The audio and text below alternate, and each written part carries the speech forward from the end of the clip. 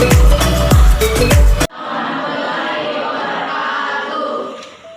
syukur kehadirat Allah Subhanahu wa taala karena pada hari ini masih kita diberi kesempatan untuk melakukan kegiatan proses belajar mengajar.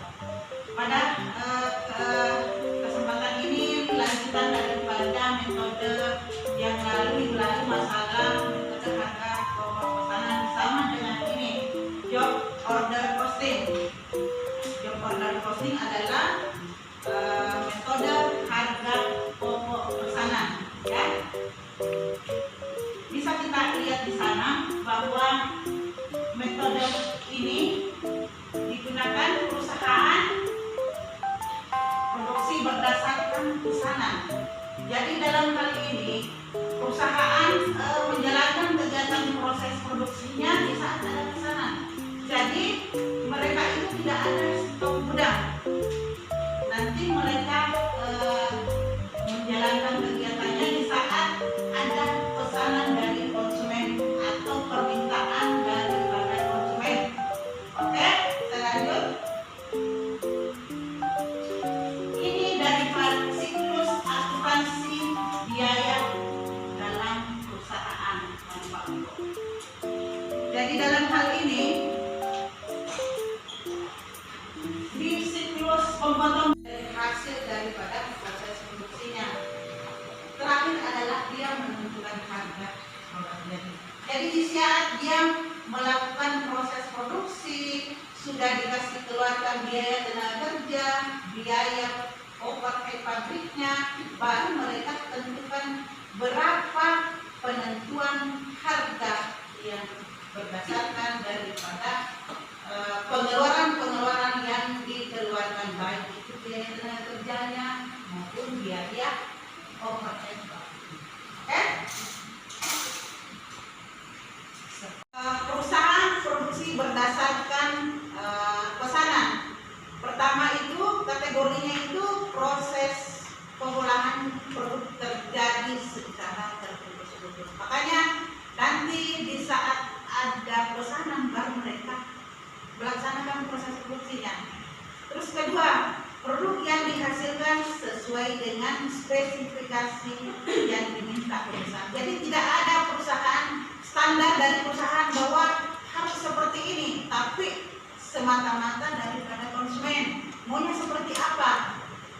Nah, seperti itu. Terus yang ketiga, produksi ditunjukkan untuk memenuhi pesanan. Jadi dalam hal ini metode harga pokok pesanan itu betul-betul dia hanya melakukan proses kegiatannya di saat ada pemesanan. Jadi kalau tidak ada pemesanan dia berhenti. Makanya dianggap bahwa dalam metode harga pokok pesanan ini dianggap bahwa sistemnya itu terputus-putus. Karena kenapa? Nanti di saat ada pesanan baru dia melaksanakan kegiatannya. Oke? Sampai di sini sudah ada yang dipahami? Oke? Metode harga pokok pesanan kita kadang menemukan kartu harga pokok atau job order costing sheet. Kartu harga pokok atau harga pokok ini merupakan catatan yang penting dalam metode harga pokok pesanan karena dia berfungsi sebagai rekening pembantu, ya, rekening pembantu yang digunakan untuk mengumpulkan biaya tiap pesanan produk. Jadi kartu ini berfungsi sebagai rekening pembantu, ya, mencatat apa-apa pesanan daripada konsumen. Berarti dia mencatat, oh misalnya tanggal ini pesanannya misalnya baju seragam. Seragamnya seragam pramuka misalnya. Nah, jadi dia mempunyai kartu tersendiri untuk catatan-catatan mengenai pesanan yang diterima. Silakan. Oke, silakan atas nama siapa? Silakan berdiri. Perkenalkan, nama saya Andi Maulana Diningrat. Pertanyaan saya, perusahaan apa saja yang melaksanakan proses produksi itu secara terputus-putus? Oke, terima kasih banyak. Dalam hal ini, perusahaan yang melaksanakan kegiatan yang terputus-putus, misalnya usaha roti, ya, itu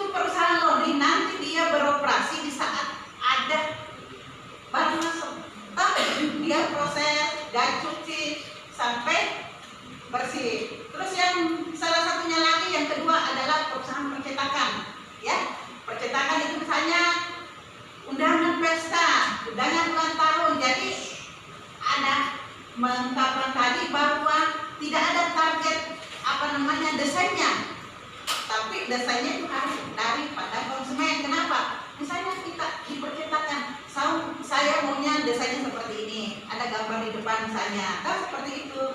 Makanya itu adalah contoh daripada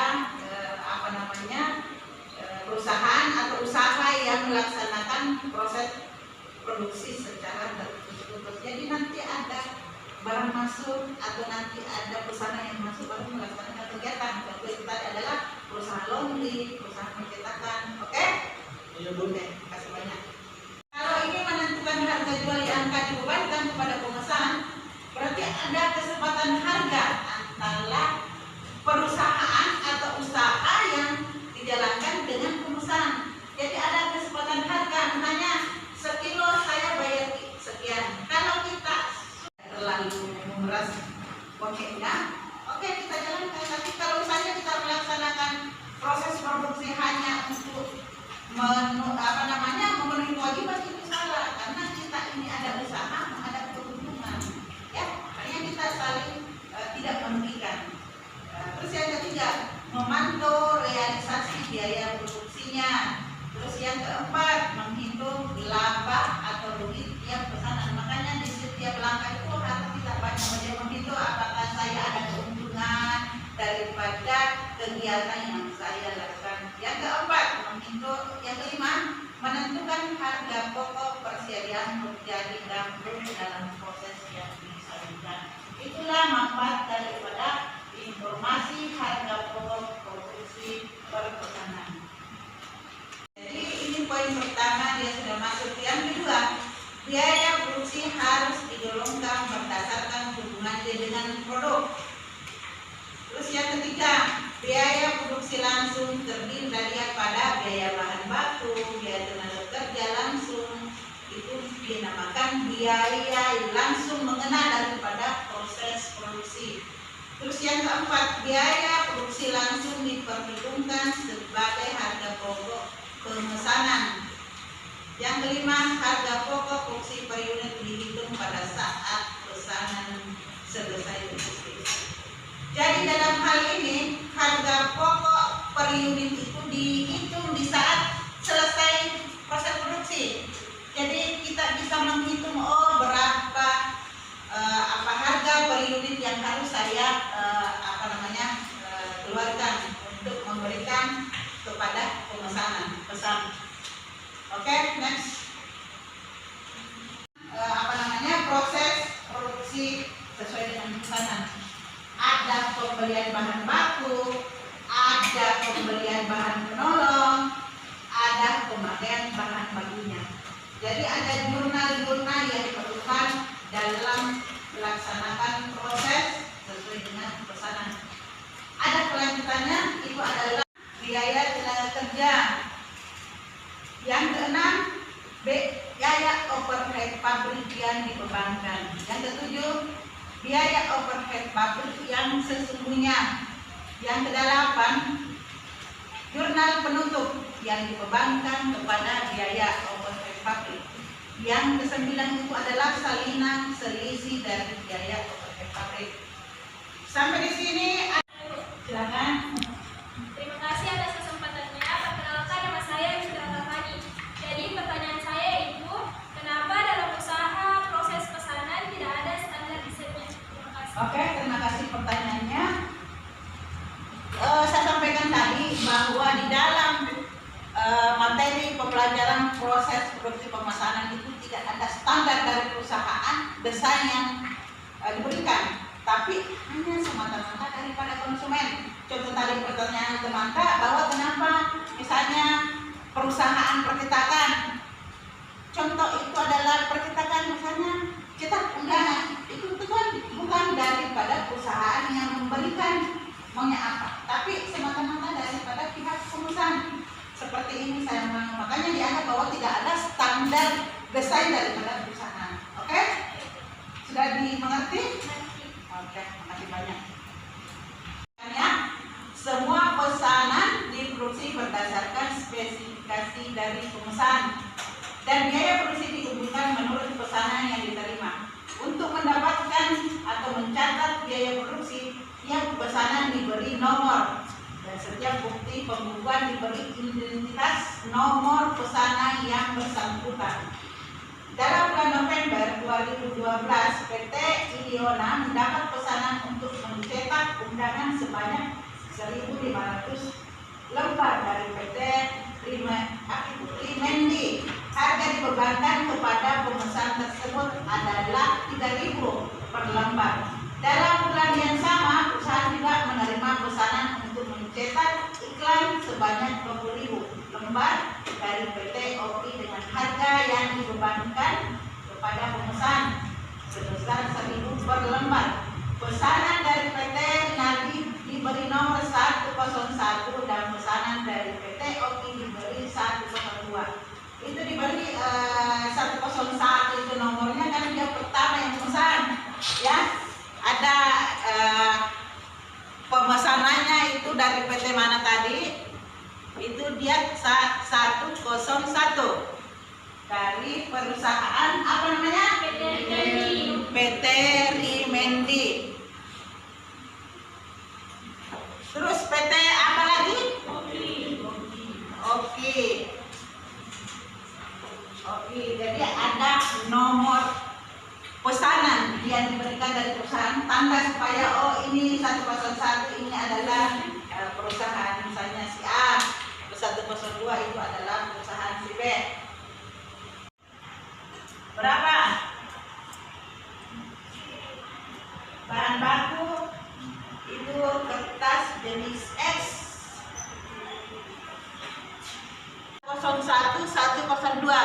Jadi ini bahan mereka pesan kertas jenis apa? Ini adalah perusahaan percetakan yang mengeluarkan anggaran seperti ini.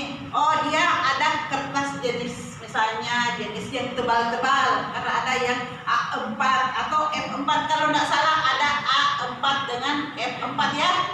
Kebetulan saya pernah di fotokopi jadi saya mengerti tentang ini. Dia meminta 85.000 dengan harga 10.000. Ini saya lihat ini kan kalau kertas jenis ini mungkin agak tebal, ini harga 350 per 10 roll. Ini ada yang tinta. Jadi di percetakan ada kertas, ada tinta. Dan ada yang meminta 5 kg dengan harga 100.000.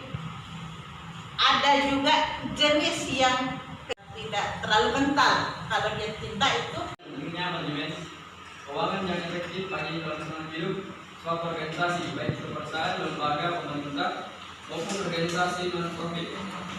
Langsung saya lihat siapa yang aktif, siapa yang rajin masuk, siapa yang kadang masuk kadang tidak. Tapi mudah-mudahan semua di kelas ini lulus. Saya akhiri dengan ucapan wabillahi taufiq wal hidayah. Assalamualaikum warahmatullahi wabarakatuh.